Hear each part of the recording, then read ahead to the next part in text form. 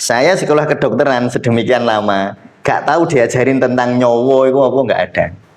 Atau ruh itu apa, nggak ada.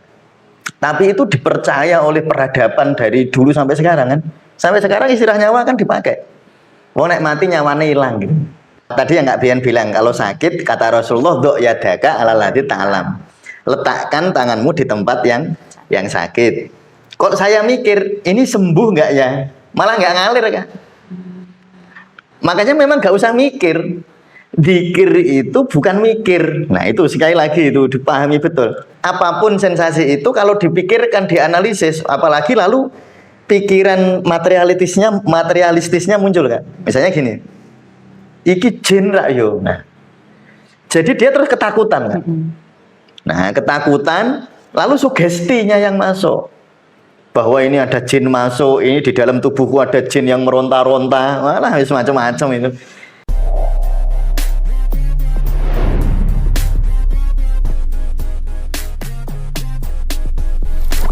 Assalamualaikum warahmatullahi wabarakatuh. Waalaikumsalam warahmatullahi wabarakatuh. Kembali lagi di channel Tasawuf Indonesia, di mana di video kali ini kita akan lanjut berdiskusi dengan Abah Mustamir.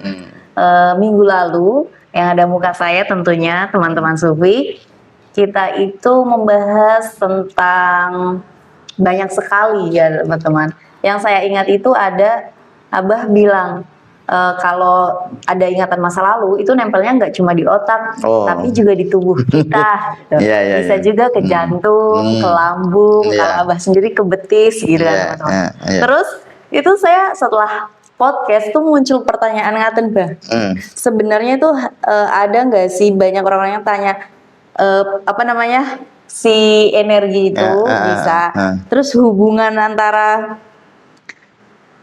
energi zikir dengan tubuh kita itu gimana? Kan ada hadis juga yang kemarin bilang kalau kita pegang tubuh yang sakit itu bisa sembuh. Itu gimana gitu? Saya nggak ada gambaran tentang itu ngaten Bang.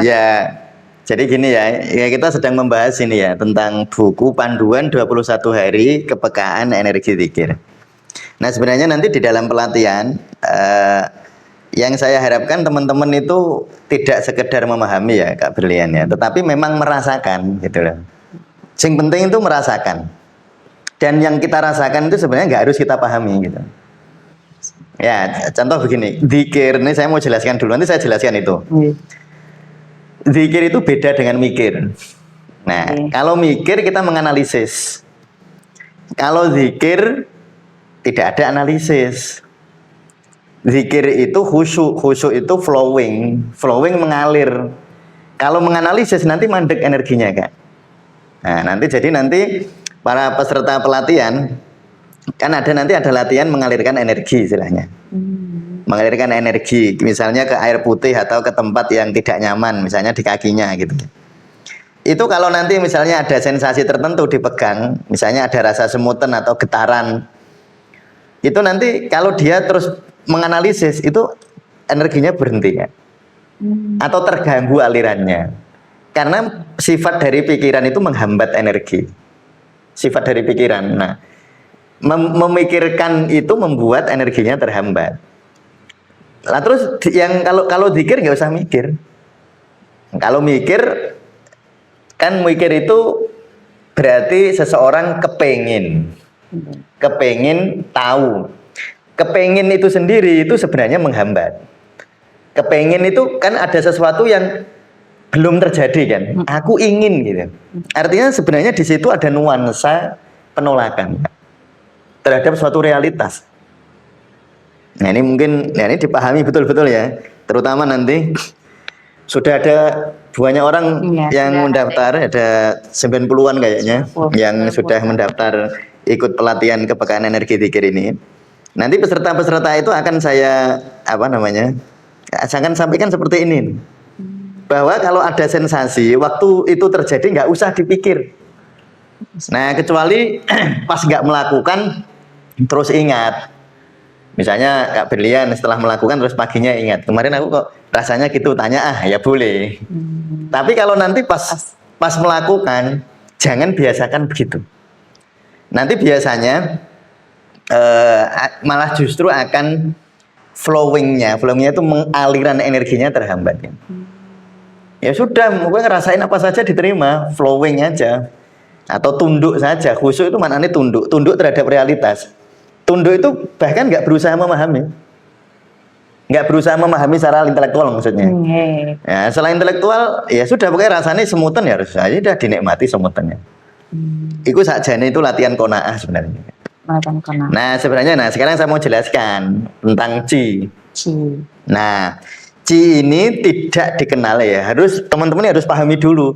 Nanti teman-teman jangan bayangin bahwa sesuatu kalau nggak dikenal oleh ilmu, maksudnya ilmu kedokteran, berarti nggak ada, nggak. Jadi di dalam ilmu timur kayak itu ada istilah yang nggak dipakai di medis, nggak ada. Ruh misalnya. Saya sekolah kedokteran sedemikian lama, nggak tahu diajarin tentang nyowo itu apa, nggak ada. Atau ruh itu apa, nggak ada. Tapi itu dipercaya oleh peradaban dari dulu sampai sekarang kan. Sampai sekarang istilah nyawa kan dipakai. Mau nek mati nyawane hilang gitu. Nah, ada istilah kalau di India prana.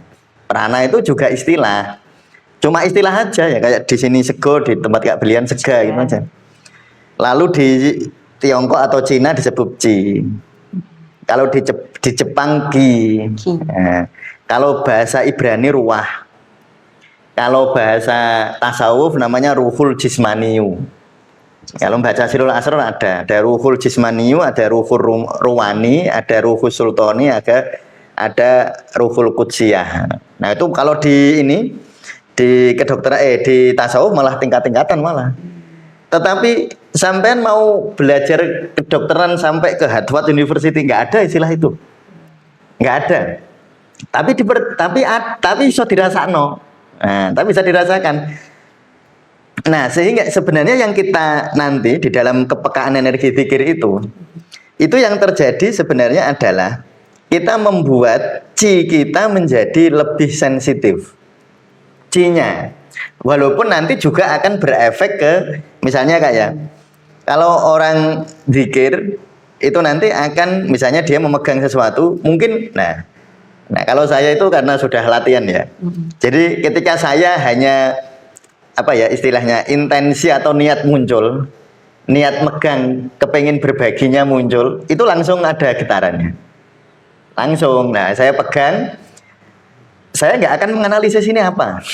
Waktu melakukan itu ya. Kalau menganalisis ini apa ya? Atau menganalisisnya gini Kak, habis ini gimana ya? Dianya. Iya, saya misalnya. Kan nanti ada latihan mengalirkan energi. Ya, bagian 4 itu latihan mengalirkan energi, Kak. Nah, waktu saya berintensi mengalirkan energi, kalau saya mikir nanti orangnya bagaimana ya? Atau misalnya tadi yang Kak Bian bilang, kalau sakit kata Rasulullah, "Dok yadaka ala ladzi ta'lam." Letakkan tanganmu di tempat yang sakit. Kok saya mikir, ini sembuh nggak ya? Malah nggak ngalir kan? Makanya memang nggak usah mikir. Zikir itu bukan mikir. Nah itu sekali lagi itu dipahami betul. Kak Berlian itu kan pernah ya mendengar orang zikir malah terjadi sesuatu yang negatif. Malah ada yang gila kan? Oh, itu jari ini ora kuat zikir. Sebenarnya itu yang terjadi bukan nggak kuat zikir kan? Zikir itu apik, semua orang kuat tuh. Yang salah itu karena akan mikir waktu zikir. Jadi misalnya tangannya waktu zikir, tubuhnya kan ada orang itu sensasinya macam-macam kan, nggak usah dianalisis susah kan? Itu kenapa ya? Wah itu susah jawabannya. Karena setiap orang itu kejadiannya sangat subjektif kan. Karena itu tergantung ribuan miliaran hal sebenarnya. Memori masa lalu gini itu sebenarnya tergantung banyak hal. Jadi sensasi yang muncul, apapun sensasi itu kalau dipikirkan, dianalisis, apalagi lalu pikiran materialistisnya muncul kan. Misalnya gini, iki jin rak yo. Nah, jadi dia terus ketakutan kan.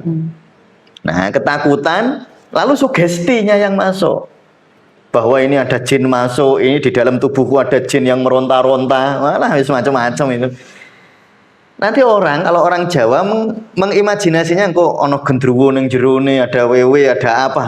Itu sudah terus jadi yang terjadi nanti itu terus kebak sugesti. Nah, sugesti negatif itulah yang lalu muncul fenomena-fenomena seakan-akan dzikir itu membuat seseorang terjadi negatif, jadi gila, jadi itu sugestinya.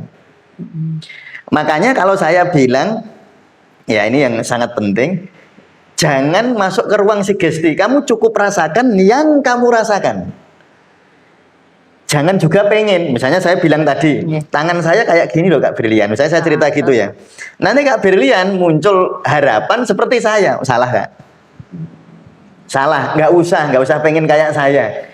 Jadi sebenarnya itu bersifat sangat subjektif. Dan nggak usah dianalisis. Pokoknya rasamu piye, nikmati. Ada yang rasanya, ada orang yang dulu saya latih itu. Kebetulan yang saya latih itu tukang pijet. Ya, kan saya ini tukang pijet juga sih. Yang saya latih tukang pijet ya. Saya latih begitu mengalirkan energi. Jadi dia kalau pijet tangannya bergetar sendiri. Jadi bergetar sendiri tanpa dia kehendaki gitu. Awalnya dia bingung kan. Nah, terus saya bilang, betul usah dianalisis Mas. Nggak usah dianalisis, biarin aja. Jadi jarak diri keakuan kita dengan ini itu jaga jaraknya. Jangan masuk ke ruang iki opo iki jene mlebu nek ngono sampean sing kesurupan. Nanti sugestinya Kak, wah iku ono jine mlebu nulungi aku, ngedake aku. Alah wis iku itu nanti imajinasi tentang jin yang dibentuk oleh masyarakat kita itu nanti mensugesti kita. Misalnya waktu kecil diceritain, wah misalnya lihat apa namanya itu Jaran Kepang. Kalau di Pemalang apa namanya? Kuda lumping. Oh, kuda lumping atau Jaran Kepang, atau kalau di Jogja ada namanya sendiri itu. Nah, karena dia lihat itu dulunya, lalu orang tuanya bilang, "Ku wong kuwi kelebon." Nah, lalu waktu dia merasakan sensasi itu, imajinasi bahwa orang itu bisa kelebon itu masuk. Lalu dia muncul reaksi seperti orang. Nah, terus jadinya zikir ora dadi tenang. Malah jadi terjadi kaya wong kesurupan. Nah, itu sebenarnya bukan salahnya lafaz zikir Kak. Kitanya. Ya karena sugesti itu. Kakek sugesti karena kakek mikir. Sugesti itu dari pikiran Kak. Iya kan? Sugesti itu kan dari pikiran. Wah, iki apik rak yo, elek rak yo, ini gimana ya? Enggak usah. Jadi, nah sekarang beliau kalau mijeti ya saya seringan dipijeti sama beliau. Kalau megang saya bergetar ya udah, saya ya biasa, dia ya biasa gitu. Hanya dinikmati, hanya disyukuri bahwa ini adalah energi positif gitu aja. Pokoknya di benak kita baik, cuma gitu dok. Nggak usah misalnya orang itu kan lalu kepengen mengimajinasi kayak sinetron, cahaya putih menjelar. Itu nanti di ruang alam mulek lagi, di ruang waktu lagi. Kalau dibayangin nanti kayak ini, wah kan. Kalau sinetron Angkling Dharma, Saur Sepuh, Mak Lampir apa itu wadeng langsung ada kayak cahaya kilat. Nanti bayangin kayak kita nanti disugesti kayak itu. Pengen juga gitu. Jadi nanti temennya kalau pas latihan, wah tangan saya kalau pas latihan Ustaz itu kayak ada nyetrumnya. Yang saya pegang juga kayak kesetrum juga. Terus murid yang lain kepengen koyo kuwi ya, dah salah kalau sudah pengen gitu. Ya jangan pengen kayak orang. Pokoknya Allah itu memberimu apa, terima. Nggak usah dianalisis, nggak usah pengen kayak gini, nggak usah pengen kayak gitu.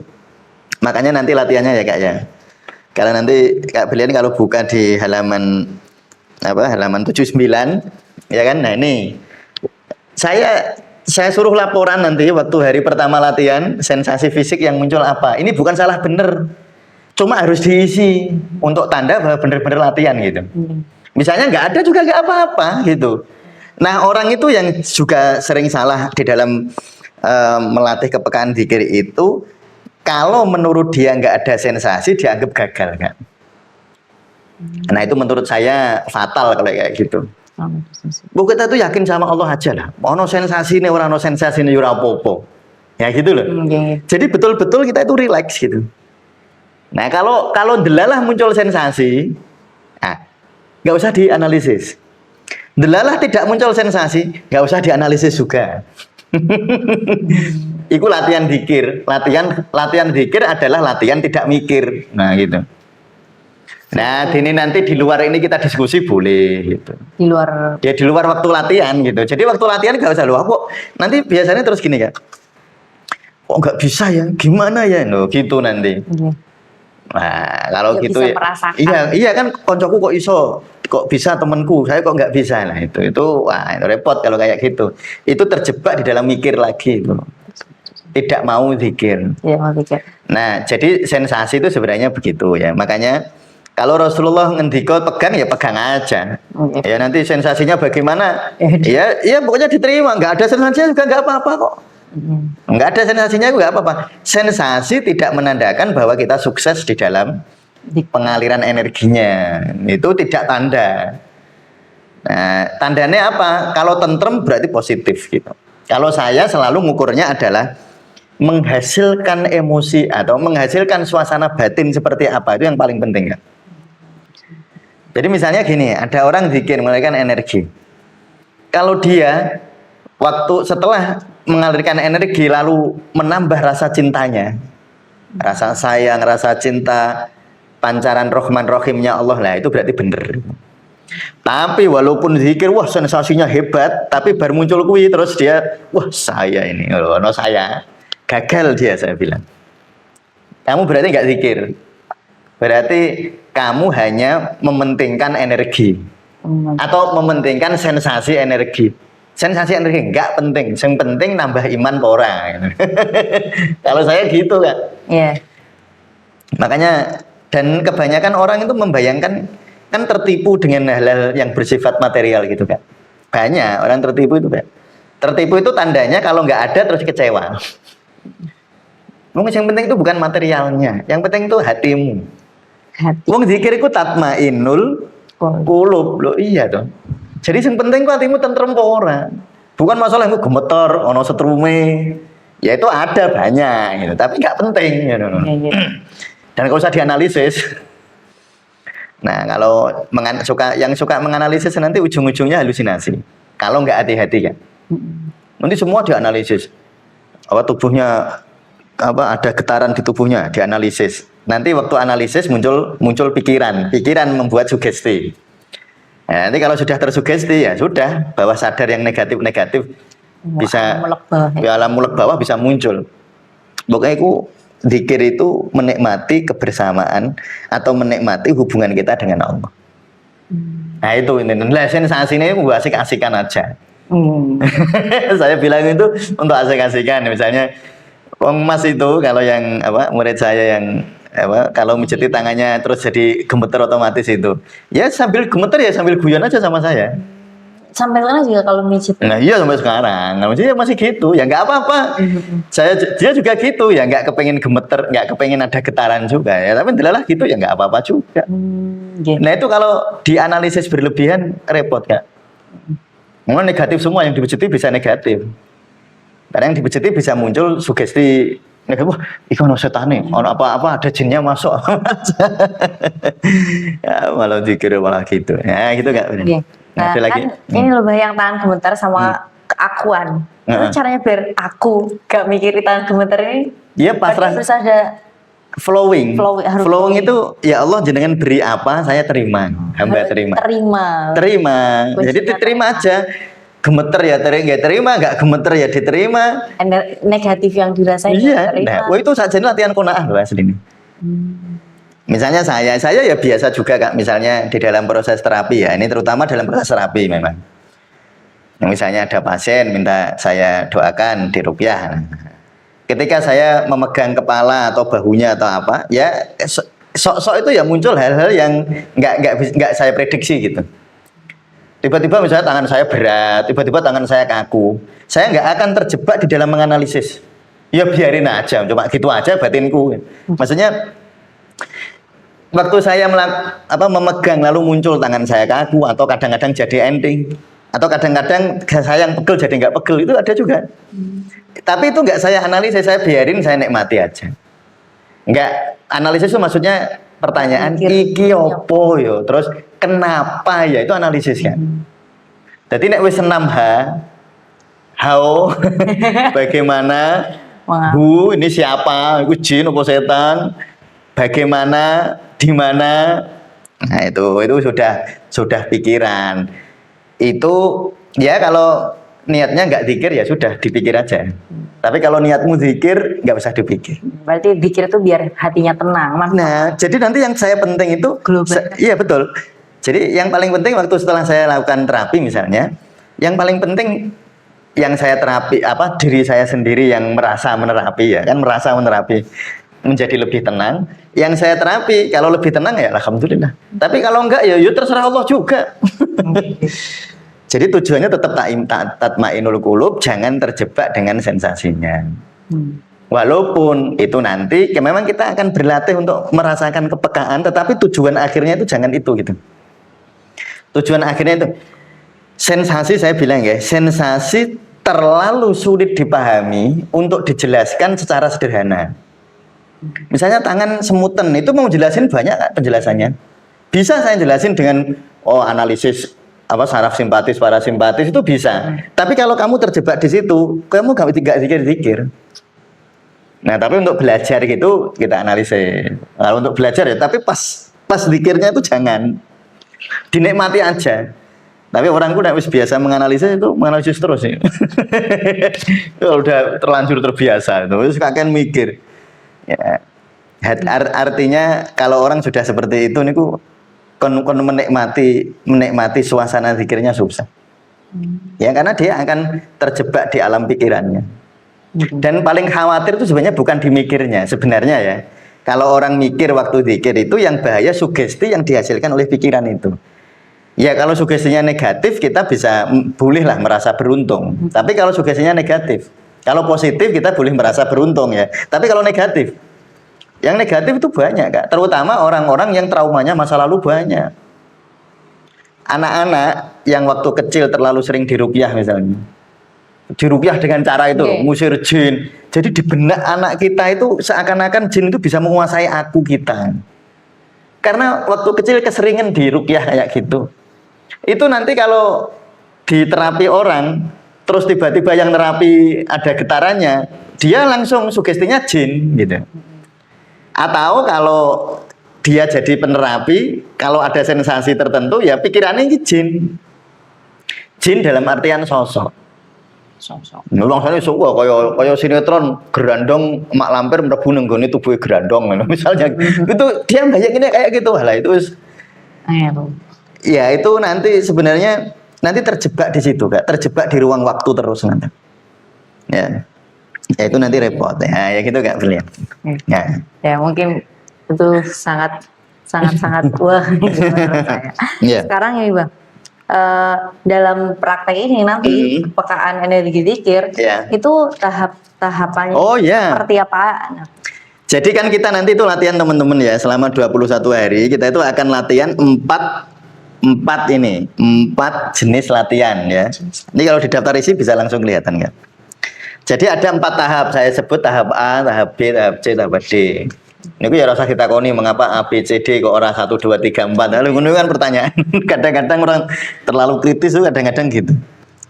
Makanya Kak Brilian ini sebelum saya masuk ke sini ya. Orang itu kalau pinter diajak zikir malah susah. Karena dia sangat pinter menganalisis.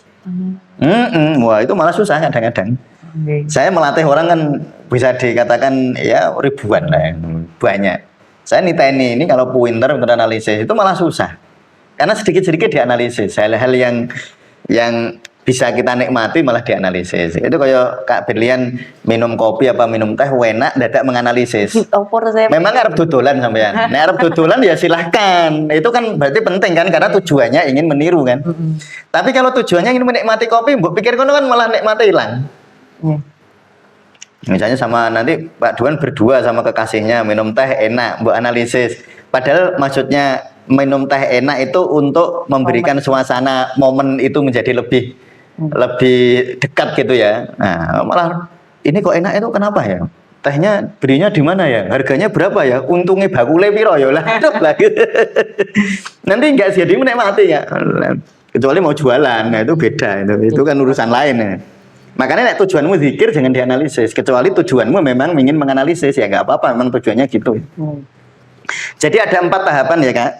Nanti ada namanya tahap pengenalan sensasi. Mengapa itu penting? Sangat banyak orang ternyata Kak. Ya, saya melatih di beberapa tempat itu, orang itu diminta menyadari sensasi tubuh nggak bisa itu banyak. Ini kita menyadari, bukan mengada-ada. Jadi cukup diam, lalu netral, lalu sadari apa yang terjadi. Ini contoh suara lah. Ini namanya menyadari ya. Cukup diem, lalu ada suara apa? Bukan menciptakan suara, bukan menciptakan, tetapi menyadari apa yang hadir gitu. Misalnya bisa merem, ya sudah yang hadir apa? Suara kipas angin, ini kan gitu. Mbak Brian dengerin suara saya, mungkin dengerin suara ada orang lewat apa gitu. Nah itu namanya hanya gitu Kak, hanya mengenali sensasi. Di tubuh juga gitu, nggak usah kita buat-buat. Misalnya gini, bauku kok rasanya nggak bisa kan? Nggak usah, baumu rasanya piye dirasakan wae, gitu. Dirasakan saja. Jadi mengenali sensasi, bukan membuat sensasi. Orang itu sering membuat-buat. Wah, karena kepengen semutan, benaknya di sini itu kepengen ada getaran. Kok enggak ya? Wah, ini malah mikir gitu. Nanti harus rileksnya. Nah, makanya syaratnya rileks. Karena ya makanya kan nanti ada latihan relaksasi kan. Nah, kalau orang rileks itu baru bisa menyadari. Rileks itu kalau saya sederhana namanya kesadaran 360 derajat. 60. Nah, kalau fokus itu kesadaran 1 derajat. Cuma saya fokus ke 1 titik kan. Satu ini. Jadi misalnya saya fokus ke kamera itu ya, saya cuma fokus ke sana. Saya tidak mau menerima info lain, stimulus lain. Tapi kalau rileks, kesadarannya bukan 1 titik, tapi lingkaran. Jadi saya menyadari semua yang terjadi, silahkan. Saya terima apa adanya. Itu latihan urip asli ini, bukan hanya sekedar latihan untuk ini. Hidup itu sebenarnya gitu kan. Ya menyadari realitas yang muncul, lalu kalau dia muncul ya udah diterima apa adanya. Orang yang sering nggak bisa menyadari, kadang-kadang menyadari emosinya sendiri aja nggak bisa. Itu saking pekatnya emosi. Tertumpuk-tumpuk nanti. Tertumpuk sampai pekat. Biasanya orang yang sering lari Kak dari masalah. Jadi orang kalau ada masalah dia tekan, dia endap atau dia lari dari masalah itu. Nanti suruh nulis sensasi emosinya apa yang muncul ya susah dia. Jadi dia tuh menyadari emosinya sendiri. Saya itu marah apa takut apa nggak tahu, padahal nggak nyaman dia. Padahal dia sering stres sering ini, tapi ketika disuruh menyadari emosi apa yang muncul dia nggak bisa. Nah itu makanya nanti yang pertama ada latihan mengenali sensasi. Nanti itu ada 5 latihan. Misalnya yang sangat penting di sini dan banyak yang surprise itu latihan ini, memperhatikan jari dan telapak tangan. Nah itu jadi nanti waktu latihan menerima atau mengenali sensasi ya sudah, kamu cukup mengenali, rileks, lalu biarkan semua terjadi. Nah ini karena ini latihan ya, coba kamu perhatikan ya, bukan fokus, perhatikan itu dengan suasana cinta.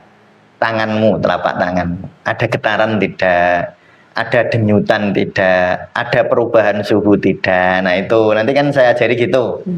Dan nggak perlu dianalisis.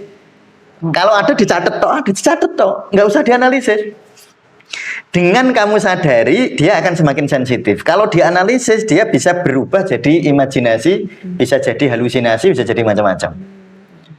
Kamu terima aja. Terus kalau nggak ada gimana Ustaz? Ya nggak apa-apa juga. Iya, kemungkinannya 2, memang nggak ada sensasinya. Yang kedua terlalu tegang. Sama relax. Ya, jadi nanti ada tahap pengenalan sensasi ya. Lalu setelah kenal, lalu dikuatkan. Penguatan sensasi. Nah, penguatan sensasi itu nanti ada napas macam-macam yang kita pakai Kak. Kemarin kan saya bilang meningkatkan kepekaan itu dengan makna, dengan nafas, dengan rileks kan. Nah, saya bilang ya.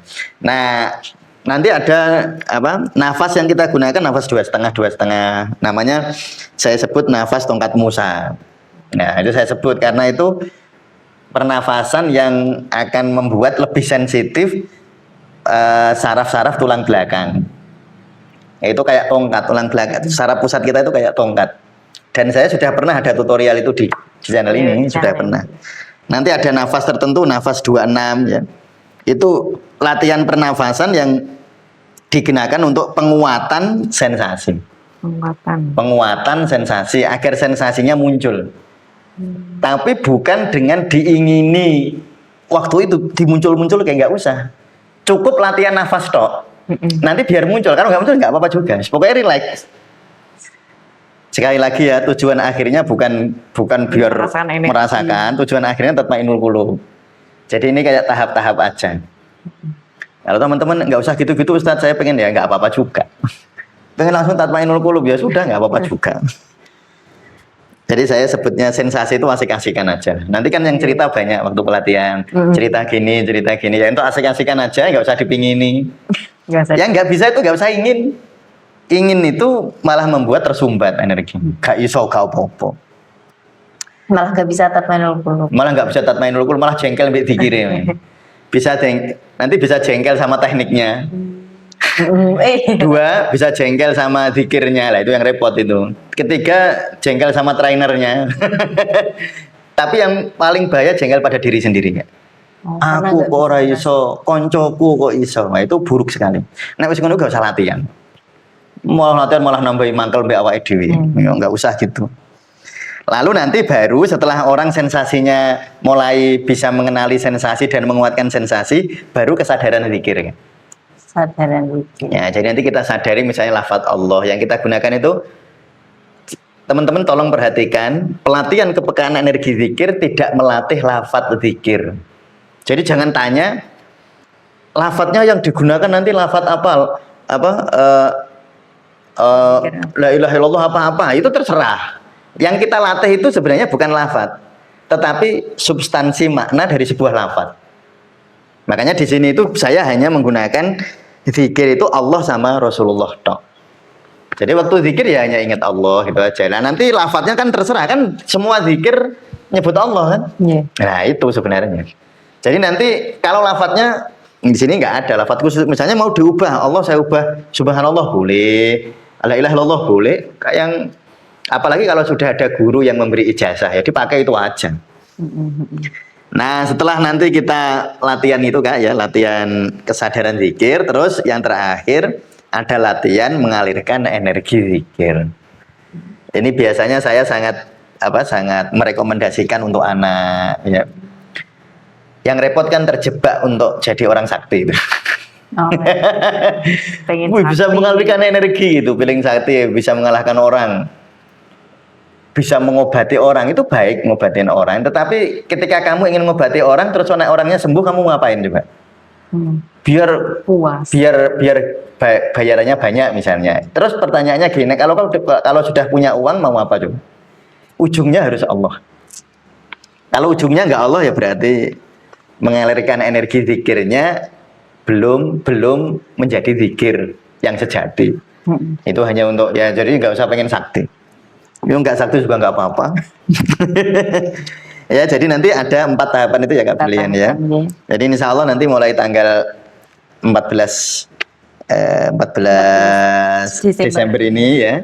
Nanti kita akan 21 hari akan berlatih untuk kepekaan energi zikir selama 21 hari ya. Ya saya kira demikian Kak Brilian. Ya. Mungkin itu saja rekan-rekan Sufi, sahabat Sufi. Sekarang dari video ini tayang sampai nanti untuk pendaftaran pelatihan kepekaan energi zikir masih dibuka. Jika teman-teman ingin mendaftar bisa silahkan link di bio di bawah deskripsi, diklik aja ya teman-teman. Nanti jika ingin mengikuti pelatihan akan mendapatkan benefit yang banyak. Salah satunya adalah buku fisik, buku panduan 21 hari kepekaan energi zikir, baik buku fisik maupun e-booknya. Kemudian ada sertifikat resmi dari Manajemen Tasawuf Indonesia. Ada juga video pendukung, 19 video pendukung untuk kita latihan sehari-hari dan bisa diakses ila yaumil qiyamah. Yang terakhir itu akan mendapatkan diskon potongan di pelatihan berikutnya, seperti itu teman-teman. Mungkin video kali ini kami cukupkan. Saya dan Abah Mustamir pamit undur diri. Wassalamualaikum warahmatullahi wabarakatuh. Waalaikumsalam warahmatullahi wabarakatuh.